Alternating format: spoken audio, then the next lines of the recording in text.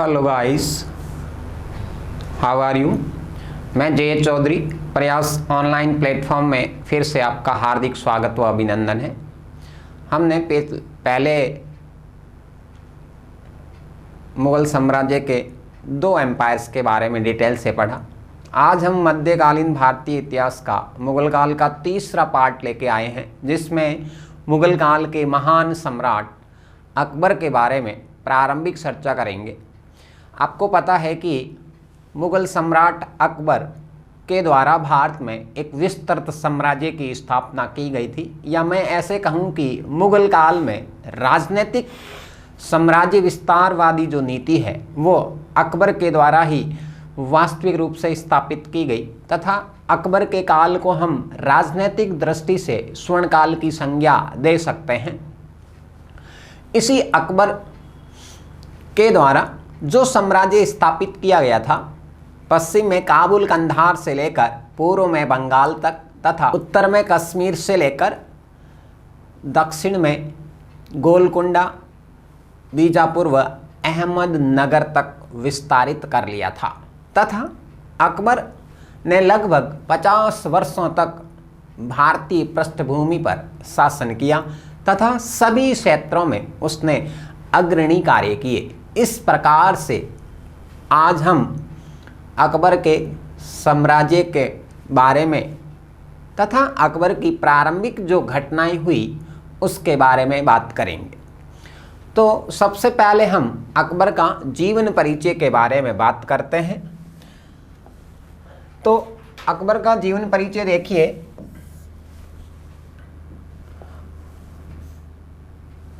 इसका जन्म कब हुआ? 15 अक्टूबर 1542 ईस्वी में। कब हुआ? 15 अक्टूबर 1542 ईस्वी में। कहाँ पर? अमरकोट।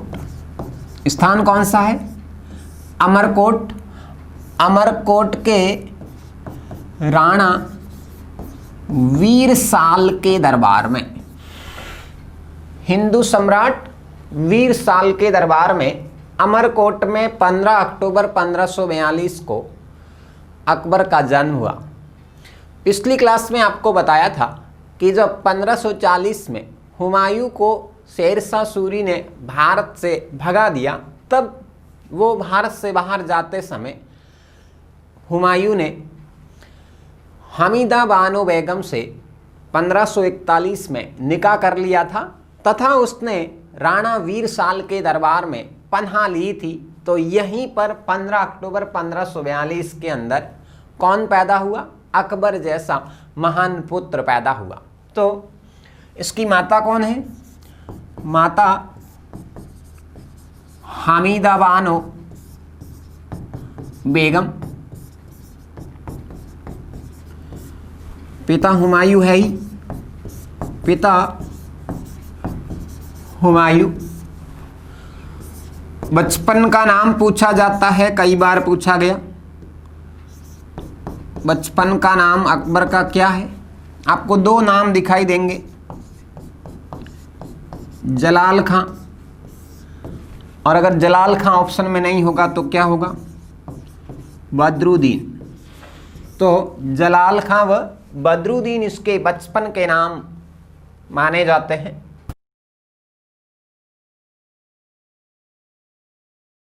नौ वर्ष की आयु में इसे कहाँ का सूबेदार, गजनी व लाहौर का गवर्नर नियुक्त कर दिया था। कहाँ का? गजनी व लाहौर का सूबेदार नियुक्त कर दिया था। और इसका पूरा नाम की बात करता हूँ कि पूरा नाम क्या है, तो पूरा नाम है जलालुद्दीन मोहम्मद बाबर। क्या नाम है? जलालुद्दीन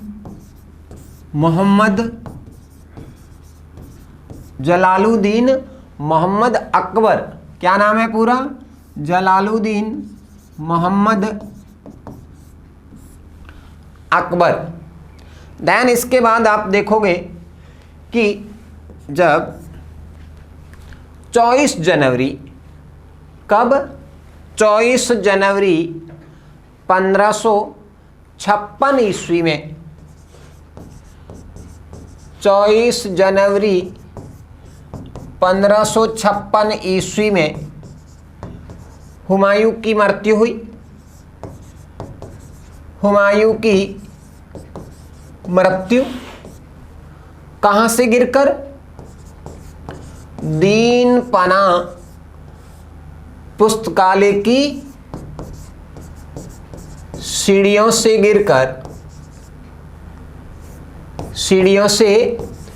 गिरकर हुमायूं की जब मृत्यु हुई, उस दौरान अकबर जो है, उस दौरान अकबर कहां पर था? कालानौर स्थान पर था। कालानौर या कलानौर स्थान, ये कलानौर स्थान कहां पे है? गुरदासपुर, पंजाब। तो गुरदासपुर के कलानौर स्थान पर अकबर अपने संरक्षक बैरम खां के नेतृत्व में क्या कर रहा था? सूरवंश के अंतिम शासक, सूरवंश का अंतिम शासक कौन था? सिकंदर शाह सूर से युद्ध कर रहा होता है। और उसी दौरान बैरम खां को हुमायूं के निधन की जानकारी मिली। बैरम खां के द्वारा अकबर का युद्ध भूमि में ही क्या करवा दिया गया? राज्याभिषेक करवा दिया गया। तो अकबर का जो राज्याभिषेक हुआ है वो युद्ध भूमि में कहाँ पर? कालानौर, गुरदासपुर, पंजाब में हुआ। और कब हुआ राज्याभिषेक? 14 फरवरी। कब हुआ? 14 फरवरी 1556 ईस्वी में। तो अकबर का राज्याभिषेक 14 फरवरी 1556 ईस्वी में बैरम खां के संरक्षण में किसके द्वारा किया गया? कासिम खां के द्वारा। किसके द्वारा? कासिम खां के द्वारा करवाया गया। अब अकबर द्वारा 1556 से 1560 ईस्वी तक किसके संरक्षण में शासन किया गया? बैरम खां के संरक्षण में। किसके संरक्षण में? बैरम खां के संरक्षण में शासन किया गया। अब यहां से एक क्वेश्चन आता है कि जब अकबर का राज्याभिषेक हुआ तब अकबर की आयु क्या थी? तो राज्याभिषेक के समय अकबर की जो आयु है, अकबर की आयु कितनी थी? मात्र 13 वर्ष और 4 माह की आयु थी। तो 13 वर्ष 4 माह की आयु में अकबर बैरम खां के संरक्षण में युद्ध भूमि में ही अपना राज्याभिषेक करवा लेता है। और राज्याभिषेक करवाने वाला कौन था? कासिम खां। अब आगे देखिए, अकबर के कई विवाह हुए थे, तो उसके बारे में हम बात करते हैं। अभी आपको बताया था कि 9 वर्ष की आयु में, कितने वर्ष की आयु में? 9 वर्ष की आयु में अकबर को कहाँ का सूबेदार नियुक्त किया था? गजनी और लाहौर का सूबेदार नियुक्त कर दिया था। तथा कालांतर में जब हुमायूं भारत वापस आ रहा होता है तब 1555 में सरहिंद का युद्ध बैरम खां और अकबर के द्वारा लड़ा गया था। सरहिंद युद्ध के अंदर अकबर ने अपनी प्रतिभा का क्या दिया, परिचय दिया। इससे हुमायूं प्रभावित होकर अकबर को पंजाब की सूबेदारी भी दे देता है तथा हुमायूं ने पुनः दिल्ली की सत्ता ग्रहण करने के बाद अपना उत्तराधिकारी किसे घोषित किया, अकबर को अपना उत्तराधिकारी घोषित कर लिया था। तो अब देखिए अकबर का विवाह, अकबर का पहला विवाह जो है 9 वर्ष की आयु में हुआ। कितनी वर्ष की आयु में? 9 वर्ष की आयु में हुआ। तो मैं ऐसे कहूं कि 1551 ईस्वी में अकबर का प्रथम विवाह हुआ, जो किसके साथ हुआ? अपने ही चाचा हिंदाल की पुत्री रुकिया बेगम के साथ हुआ। 9 वर्ष की आयु में पहला विवाह किसके साथ? रुकिया बेगम के साथ। किसके साथ हुआ? रुकिया बेगम के साथ हुआ। लेकिन रुकिया से कोई अकबर के संतान नहीं हुई थी। अब दूसरा विवाह या दूसरा निकाह की अगर बात करते हैं तो आपको विदित है कि 1560 ईस्वी में अकबर ने तलवाड़ा के युद्ध में किसको पराजित किया था? अपने ही संरक्षक बैरम खां को पराजित किया तथा उसे हज यात्रा के लिए भेज दिया था। तो हज यात्रा जाते समय जब मुबारक खां पठान द्वारा बैरम खां की क्या कर दी गई थी? हत्या कर दी गई थी। तो उसके बाद बैरम खां की जो विधवा है, बैरम खां की विधवा कौन? सलमा बेगम। बैरम खां की विधवा कौन है? सलमा या सलीमा बेगम। सलीमा बेगम से अकबर ने क्या कर लिया? निकाह कर लिया। और सलीमा बेगम तथा बैरम खां का एक पुत्र भी था जिसका नाम क्या है? अब्दुर रहीम। क्या नाम है? अब्दुर रहीम। तो जो सलीमा बेगम का पुत्र जो है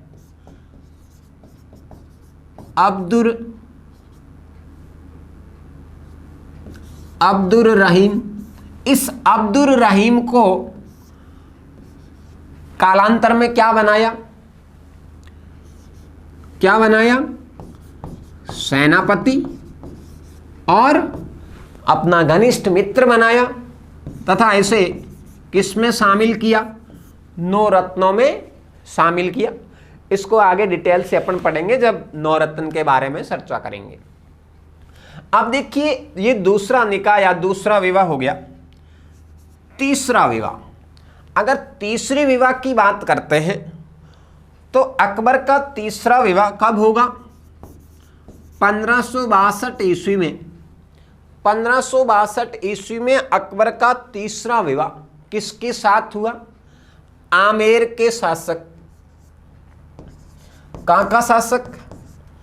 आमेर के शासक। आमेर का शासक कौन है? भारमल या बिहारीमल? तो आमेर के भारमल या बिहारीमल। तो भारमल या बिहारीमल की जो पुत्री है उस पुत्री का नाम क्या है? क्या नाम है? हरखाबाई। क्या नाम है?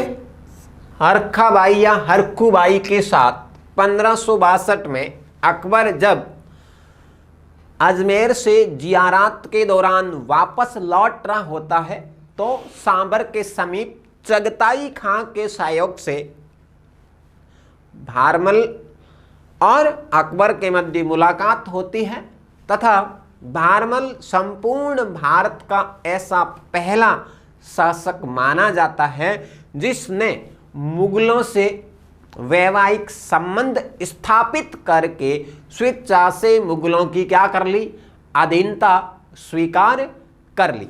और कालांतर में इसी हरखा बाई से कौन पैदा हुआ, सलीम पैदा हुआ, जो जहांगीर के नाम से जाना जाता है। तो ये 3 महत्वपूर्ण विवाह माने जाते हैं। इसके अलावा अकबर की कई उप पत्नियां थी। अब देखिए, अकबर की अगर संतान की बात करते हैं तो अकबर की संतान 3 तो पुत्र थे और 3 ही क्या थी, पुत्रियां थी। 3 पुत्र और 3 ही पुत्रियां हैं। तो अभी आपको बताया कि हरखा बाई से तो कौन पैदा हुआ था, सलीम, जो जहांगीर के नाम से प्रसिद्ध हुआ।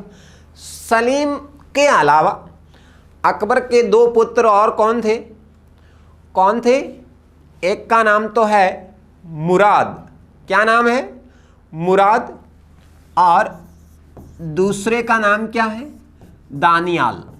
क्या नाम है, मुराद व दानियाल। मुराद व दानियाल अत्यधिक शराब पीने के कारण क्या हो जाते हैं, मृत्यु हो जाती है। और शेष कौन बच गया, सलीम, जो कालांतर में अकबर का क्या बना, उत्तराधिकारी बनता है और जहांगीर के नाम से 1605 से 1627 तक शासन करता है। अब 3 पुत्रियों की अगर हम बात करते हैं तो पहली पुत्री का नाम है खानम सुल्तान। क्या नाम है, खानम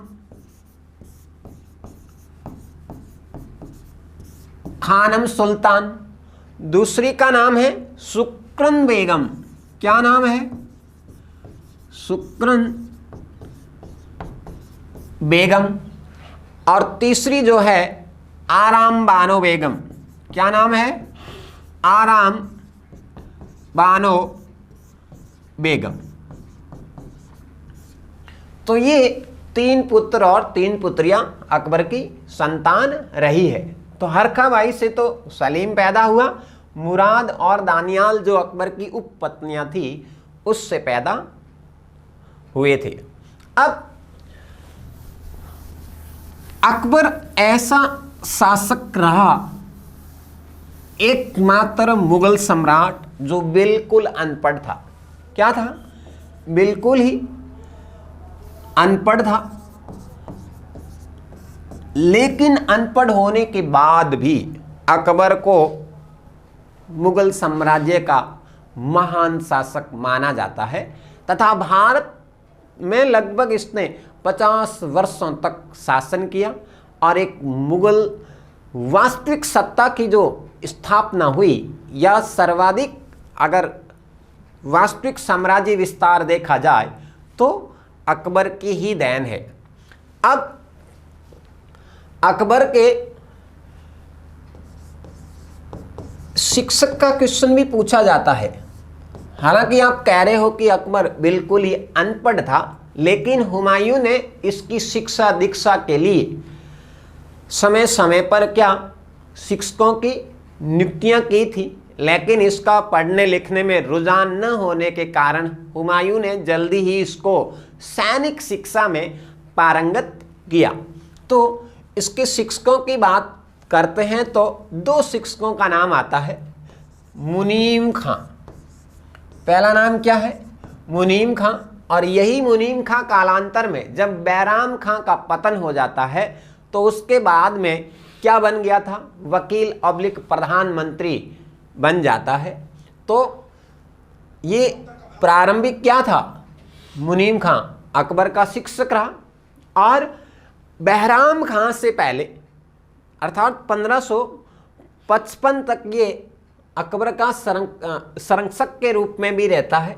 इसके अलावा दूसरा शिक्षक जो है अब्दुल लतीफ, तो इसका कई बार क्वेश्चन पूछा गया है। अब्दुल लतीफ जो है अकबर का क्या था, मुख्य शिक्षक माना जाता है, लेकिन अकबर की शिक्षा दीक्षा में विशेष रुचि नहीं होने के कारण इसको हुमायूं ने सैनिक शिक्षा में या राजनीतिक शिक्षा में पारंगत किया तथा 9 वर्ष की आयु में ही इसे गजनी वाले क्षेत्र का सूबेदार नियुक्त कर दिया था। अब अकबर के समय की कुछ महत्वपूर्ण घटनाओं के बारे में बात करते हैं। तो सबसे पहले हम थोड़ा बैरम खां के बारे में बात करते हैं। तो आपको पता है कि बैरम खां कौन था? फारस का एक शिया मुस्लिम था। बैरम खां कहाँ का है? फारस अर्थात ईरान का क्या है, शिया मुस्लिम है। और आपको विदित है कि मुगल जो है वो सुन्नी मुस्लिम है। तो मुसलमानों में 2 संप्रदाय हैं, शिया और सुन्नी। तो मुगल जो थे सुन्नी संप्रदाय से संबंध रखते थे, जबकि अकबर का संरक्षक बैरम खां जो है शिया संप्रदाय से संबंध रखता था। जब हुमायूं को बाहर से बाहर भगा दिया गया था और जब वो फारस पहुंचता है तो वहां से ये बैरम खां को अपने साथ लाता है तथा अकबर का इसको संरक्षक नियुक्त किया था। 1556 से 1560 ईस्वी तक अकबर ने बैरम खां के संरक्षण में ही भारत में मुगल सत्ता चलाई थी। अब बैरम खां ने क्या किया, जब अल्पायु अकबर को ताजापोशी किया गया तो संपूर्ण मुगल सत्ता जो है अपने हाथों में ले ली। बैरम खां ने मुगल सत्ता क्या कर ली, अपने हाथों में ले ली। धीरे धीरे अपने ही करीबियों को मुगल साम्राज्य के महत्वपूर्ण पदों पर क्या कर दिया, नियुक्त कर दिया था। और जब 18 वर्ष की आयु में अकबर को ये सब समझ में आया, तब अकबर ने बैरम खां का क्या किया, विरोध किया। लेकिन बैरम खां मानने को तैयार नहीं था। इसलिए बैरम खां व अकबर के मध्य कौन सा युद्ध होगा, तिलवाड़ा का युद्ध। तिलवाड़ा या कुछ किताबों में तिवाड़ा का युद्ध भी लिखा होगा। तिलवाड़ा का युद्ध हुआ 1560 ईस्वी में, ये पंजाब में पड़ता है। तिलवाड़ा के युद्ध में अकबर का सेनापति कौन, पीर मोहम्मद। तो पीर मोहम्मद ने किसको पराजित किया, बैरम खां को। बैरम खां को क्या कर दिया, पराजित कर दिया। अब युद्ध के बाद अकबर व बैरम खां के मध्य क्या हुआ, समझौता हुआ। और समझौते के दौरान ये तय किया गया कि अब आपको सत्ता छोड़कर कहाँ जाना होगा, हज यात्रा के लिए जाना होगा। अब बैरम खां हज यात्रा के लिए रवाना होता है और पंजाब के पाटन स्थान पर, कहाँ पर, पंजाब का पाटन स्थान पर बैरम खां की हत्या किसने करी, बैरम खां की हत्या मुबारक खां अफगान द्वारा कर दी गई। जनवरी 1561 में मुबारक खां अफगान द्वारा पाटन के समीप किसकी हत्या कर दी गई, बैरम खां की हत्या कर दी गई। तथा इस हत्या के बाद बैरम खां की जो विधवा सलमा बेगम होती है उसके साथ अकबर ने क्या कर लिया, निकाह कर लिया। इस प्रकार ये बैरम खां का चैप्टर यहाँ फिनिश हो जाता है। लेकिन यहाँ से एक बहुत ही महत्वपूर्ण क्वेश्चन पूछा जाता है कि बैरम खां की सबसे महत्वपूर्ण उपलब्धि क्या रही, या बैरम खां के द्वारा लड़ा गया सबसे महत्वपूर्ण युद्ध कौन सा था? तो आपको पता है कि जब सूरवंश के अंतिम शासक सिकंदर शाह सूर का और आदिल शाह सूर का सेनापति कौन था? हेमू या हेमचंद्र था। तो हेमू को बैरम खां द्वारा कौन से युद्ध में पराजित किया गया था? पानीपत का द्वितीय युद्ध। तो यहां से ये बहुत ही इंपॉर्टेंट क्वेश्चन पूछा जाता है कि पानीपत का द्वितीय युद्ध कब लड़ा, डेट भी पूछी जाती है और इसमें कौन कौन लड़े और किसकी विजय हुई। तो अब हम देखते हैं पानीपत का सेकंड बैटल। तो पानीपत के द्वितीय युद्ध में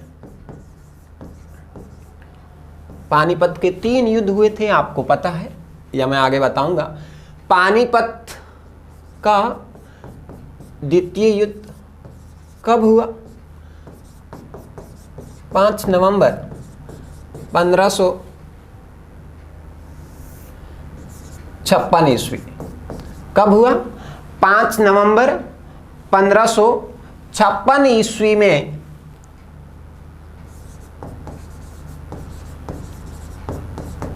किसके नेतृत्व में? मुगल सेना किसके नेतृत्व में थी?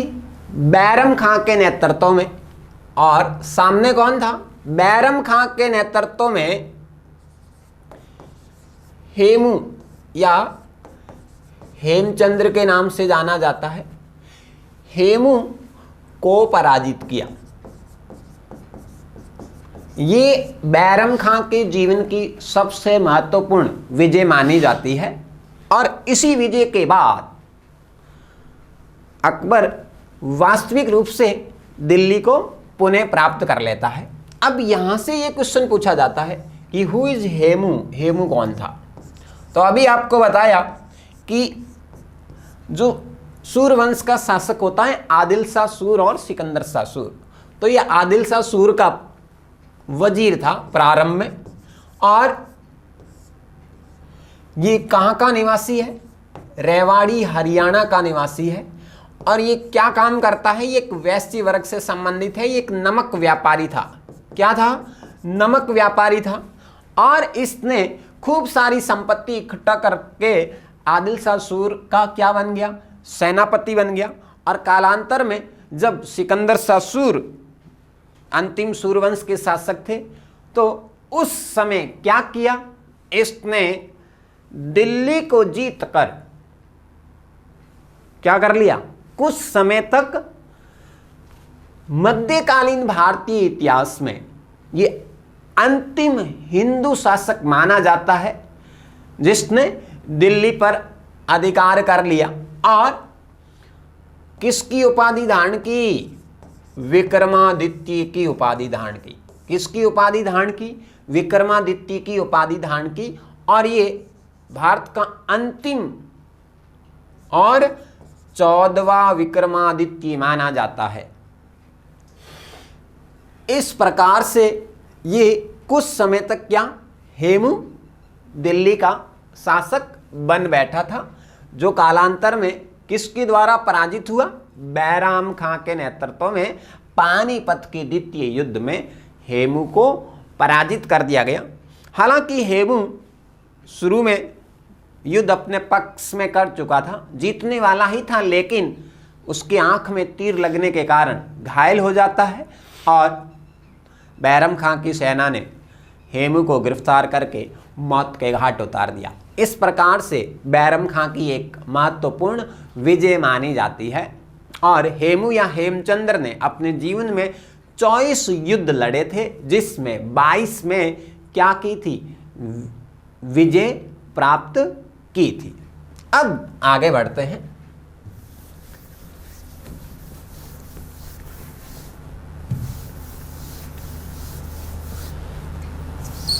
कि अकबर के समय और कौन कौन सी महत्वपूर्ण घटनाएं हुई।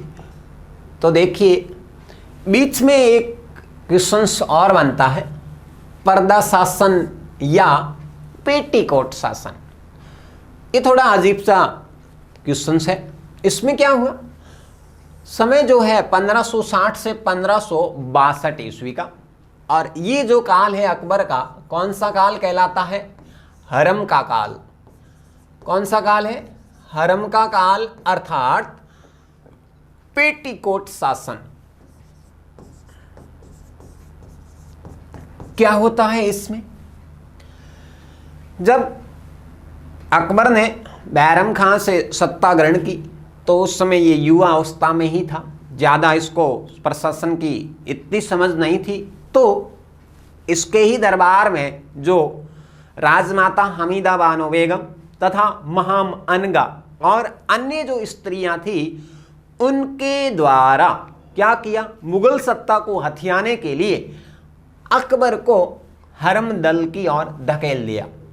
अर्थात इस गुट में कई सारी महिलाएं थी और अकबर को उस गुट में शामिल कर लिया गया था। तो ये 2 वर्ष का जो शासनकाल है अकबर का, पेटीकोट या पर्दे में बीतता है।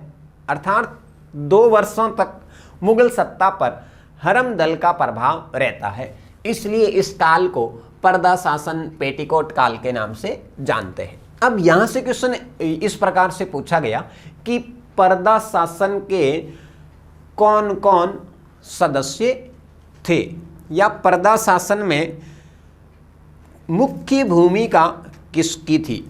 तो देखिए, पर्दा शासन के अगर हम सदस्यों की बात करते हैं तो सदस्यों में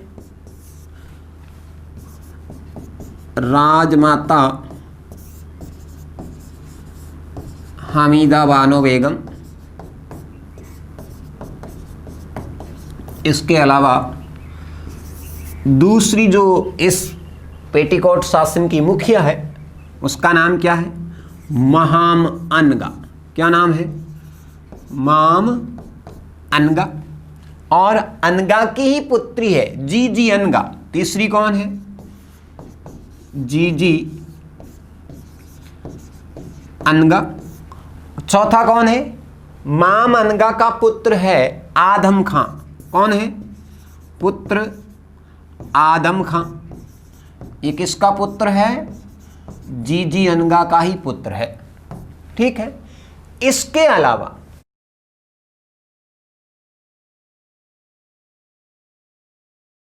पांचवा कौन है? मुनीम खां। इसके अलावा कौन है छठा? शिहाबुद्दीन अतका मुल्ला पीर। ये जो सभी मिलकर इस गुट का क्या करते थे? संचालन करते थे। अब 1562 में जब अकबर को समझ आया तो ये क्या होता है? हरम दल से बाहर आता है और सबसे पहला काम क्या किया?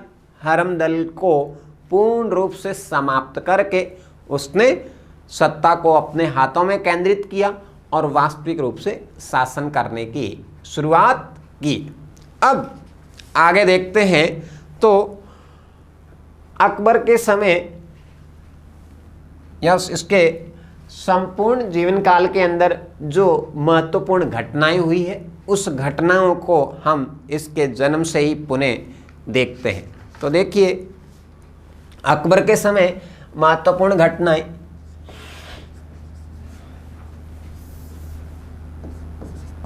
1542 ईस्वी में क्या हुआ?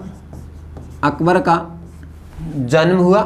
दैन इसके बाद में आप देखोगे 1556 ईस्वी में क्या हुआ? अकबर का क्या हुआ? राजा अभिषेक हुआ। ध्यान रखना, रिट में या पुलिस पटवारी में इसी घटनाओं में से ही क्वेश्चंस पूछा जाता है। 1542 में जन्म, 1556 में अकबर का क्या हुआ? राजा अभिषेक हुआ। 1560 ईस्वी में क्या हुआ? बैरम खां का पतन हुआ। बैरम खां का पतन, अभी आपको बताया 1560 से 62 तक का काल जो है पेटीकोट काल कहलाता है। और 1562 ईस्वी में सबसे पहले उसने क्या किया, पर्दा शासन का अंत, पर्दा शासन का क्या किया, समाप्ति की। और उसी दौरान उसने साथ साथ में कई प्रकार के सुधारात्मक कार्य भी क्या कर दिया, शुरू कर दिया। तो 1562 में ही क्या किया अकबर ने, दास प्रथा की समाप्ति। मोस्ट इंपोर्टेंट क्वेश्चन है, दास प्रथा की समाप्ति। अब 1563 ईस्वी में क्या हुआ, हिंदुओं पर जो टैक्स लगता था, कौन सा, धार्मिक यात्रा कर, जिसे हम क्या कहेंगे, तीर्थ यात्रा कर। तो तीर्थ यात्रा कर की क्या की, समाप्ति। कब की, 1563 में तीर्थ यात्रा कर समाप्त। आगे देखोगे 1564 ईस्वी में क्या किया, हिंदुओं पर जो जजिया कर लगता था, जजिया कर को क्या किया, समाप्त किया। ये दूसरा इस घटनाओं का महत्वपूर्ण क्वेश्चन है, अक्सर पूछा जाता है। तो जजिया कर समाप्ति कब हुई, 1564 ईस्वी में जजिया की समाप्ति। अब थोड़ा सा इधर फोकस हो जाइए कि जजिया क्या है और सबसे पहले भारत में जजिया को किसने शुरू किया और अंत किसने किया, थोड़ा औरली देख लीजिए। जजिया ये गैर मुसलमानों से लिया जाने वाला एक कर था। पहला क्वेश्चन क्या बना कि गैर मुसलमानों से लिया जाने वाला कर, दैट इज कॉल्ड जजिया। क्या कहलाता था, जजिया कहलाता था। और ये जो जजिया कर है, भारत में पहली बार जो कौन था, मोहम्मद बिन कासिम जो था, अरब आक्रमणकारी कौन था, मोहम्मद बिन कासिम।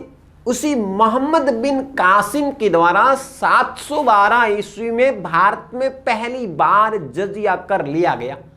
और फिर कालांतर में अलग अलग शासकों के द्वारा समय समय पर इसको वसूला जाता था या बीच बीच में बंद भी हुआ।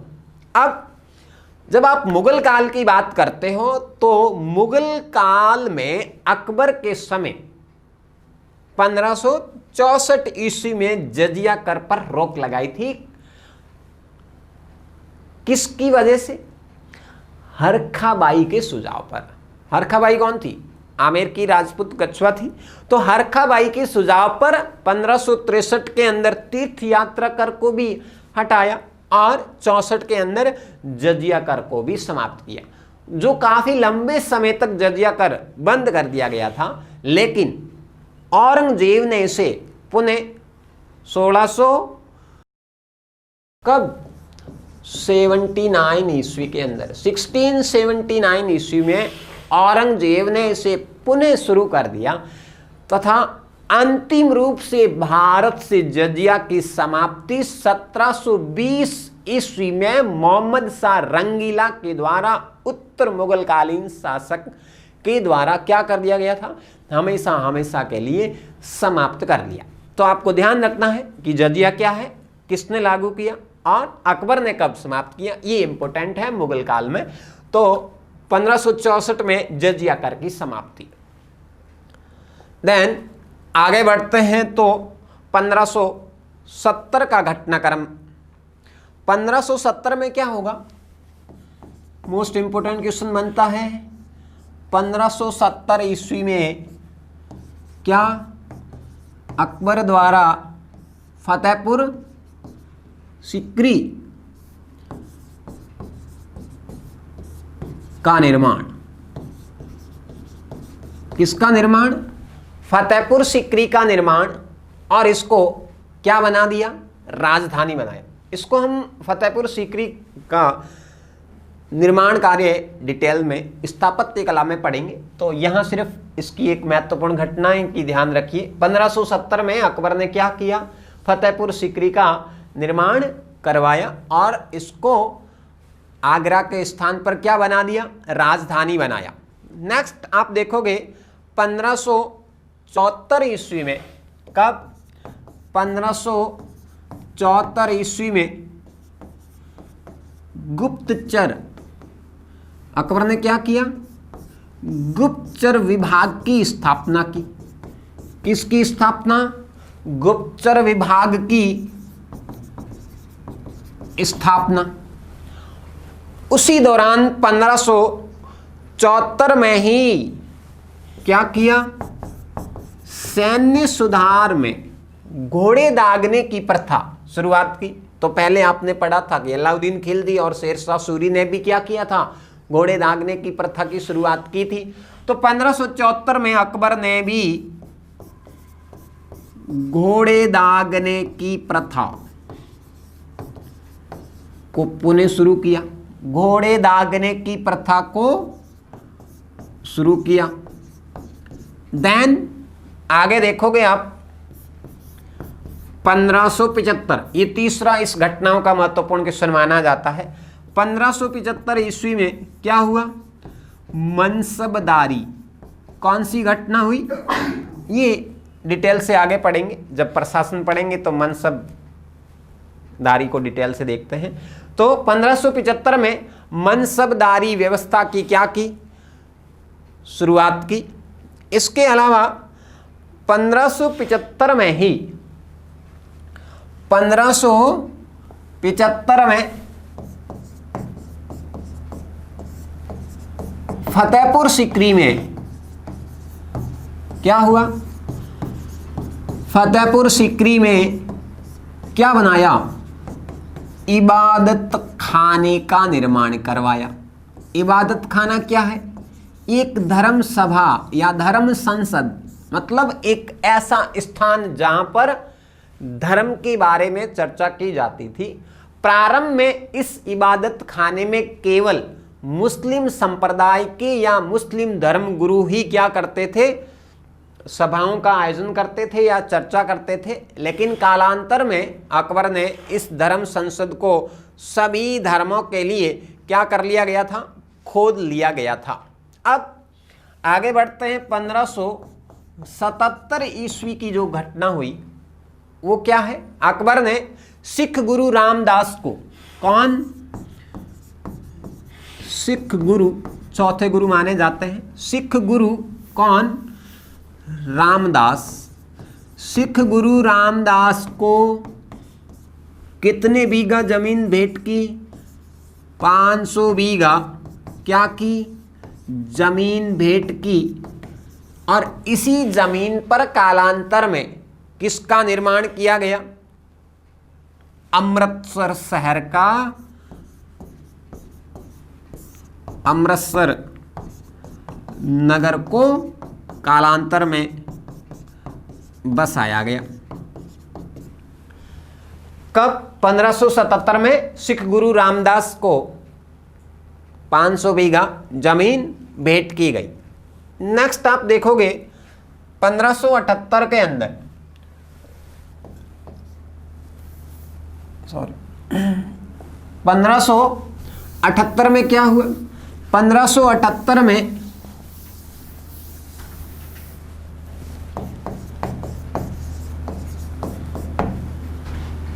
जो इबादत खाना था, धर्मसभा, इबादत खाना सभी धर्मों के लिए खोला गया। तो इसको हम जब अकबर की धार्मिक नीति पढ़ेंगे तब डिटेल से बात करेंगे कि ईसाई धर्म से कौन आया, हिंदू धर्म से कौन गया, राजस्थान से कौन गया, उसके बारे में हम धार्मिक चर्चा के बारे में बात बाद में करेंगे। तो ये क्या घटना हुई? 1575 में तो इबादत खाना बनाया और उसमें केवल किसको? मुस्लिम गुरुओं को ही परमिशन दी गई थी। लेकिन अब 1578 में सभी धर्मों के गुरुओं को धर्म चर्चा के लिए क्या दे दी गई थी? अनुमति मिल गई थी। अगला नेक्स्ट क्वेश्चन जो है काफी इंपॉर्टेंट है, पुलिस के अंदर पूछा गया है। 1579 के अंदर क्या हुआ? अकबर ने किसकी घोषणा की? मजहर की घोषणा। ये क्या होता है? मजहर क्या है? तो यहां सिर्फ इतना समझ लीजिए कि अकबर ने धर्म की दृष्टि से अपने आप को क्या मान लिया? सर्वश्रेष्ठ घोषित कर लिया। तो मजर एक धार्मिक घोषणा पत्र था जो धार्मिक दृष्टि से अकबर ने अपने आप को क्या मान लिया, सर्वसर्वा या अल्लाह के बाद दूसरा शक्तिशाली अपने आप को स्वीकार कर लिया था। तो ये एक मजर की घोषणा की गई, जो कब की गई, 1579 ईस्वी में हुई। अब ये नेट में आया हुआ क्वेश्चन है 1580 ईस्वी। 1580 में क्या हुआ, 1580 में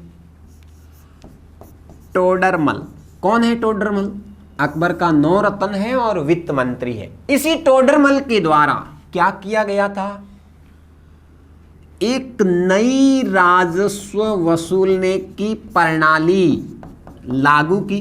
तो नई राजस्व प्रणाली को क्या संज्ञा दी जाती है या क्या नाम दिया जाता है, दहसाला बंदोबस्त। क्या नाम दिया जाता है, दहसाला बंदोबस्त।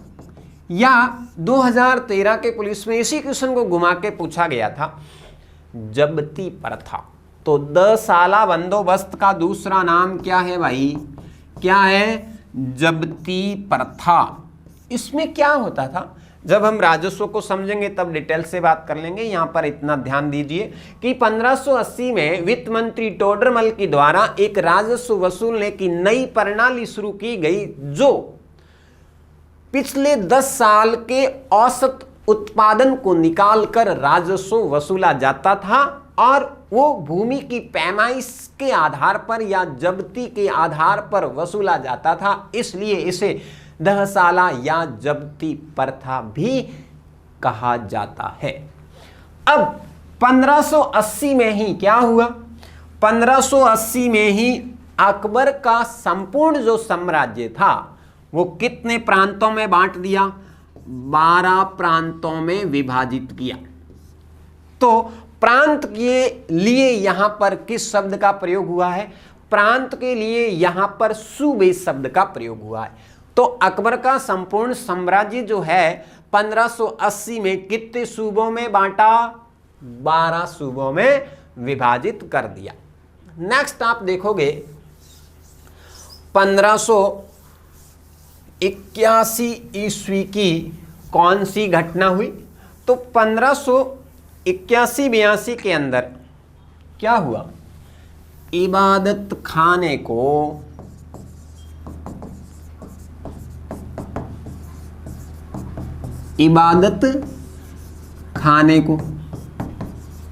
बंद करवा दिया। कहाँ था इबादत खाना, फतेहपुर सीकरी में। 75 में बनाया, 78 में सभी धर्मों के लिए खोला और 81-82 में इसको बंद करवा दिया। बंद करवाने का कारण क्या रहा कि सभी धर्मों के जब धर्मगुरु वहाँ चर्चा करते थे और सभी अपने धर्म को सर्वश्रेष्ठ मानते थे, इसलिए वहाँ पर विवाद होने लगे। तो अकबर ने इसे 1582 तक आते आते पूर्ण रूप से क्या करवा दिया गया, बंद करवा दिया। नेक्स्ट 1582 के अंदर ही 1581-82 में क्या हुआ, अकबर का एक महत्वपूर्ण धर्म जो किस नाम से जानते हैं, दीन-ए-इलाही। किस नाम से जानते हैं, दीन-ए-इलाही धर्म की क्या की, अकबर ने घोषणा की। अर्थात ये एक नवीन धर्म स्थापित किया, दीन-ए-इलाही। इस धर्म के अंदर सभी जो धर्म है इनके जो अच्छे अच्छे गुण या कंसेप्ट थे उन चीजों को समाहित करके अकबर ने एक नवीन धर्म शुरू किया। लेकिन ये धर्म जो है पूर्ण रूप से क्या रहा, असफल रहा।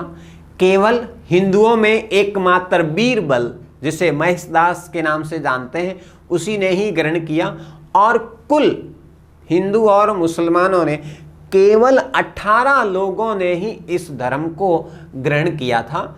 इसलिए दीन इलाही धर्म का जो कंसेप्ट था उस समय की जनता समझ न सकी और ये पूर्ण रूप से क्या माना जाता है, असफल माना जाता है। 1583 ईस्वी में अकबर ने क्या किया, एक नया कैलेंडर जारी किया। क्या किया, नया कैलेंडर, नया संवत जारी किया। किस नाम से, नया संवत, इलाही संवत के नाम से जारी किया। अर्थात अकबर ने 1583 में एक नया कैलेंडर जारी किया जो इलाही संवत के नाम से जाना जाता है। तथा 1583 में ही अकबर ने कुछ समय के लिए क्या किया, कुछ समय के लिए क्या किया, कुछ समय के लिए पशु बलि पर क्या करी, रोक लगाई। पशु बलि पर रोक या पशु बलि निषेध कब, 1583 ईस्वी के अंदर। किसके द्वारा, अकबर के द्वारा।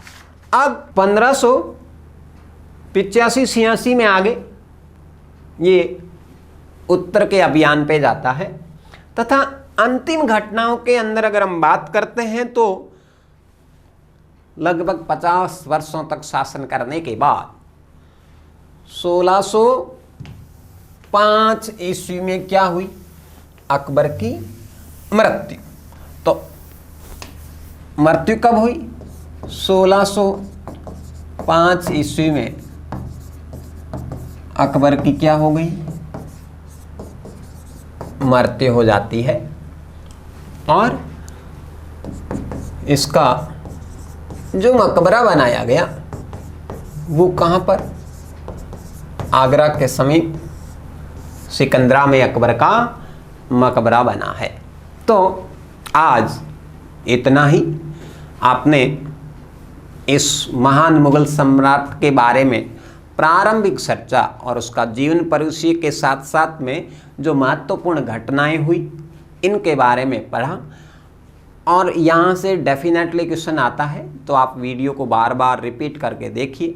फिर भी अगर कोई समस्या है तो आप टेलीग्राम लिंक में ज़रूर डालिए, जो आपका समस्या समाधान का प्रयास किया जाएगा। शुक्रिया, थैंक यू।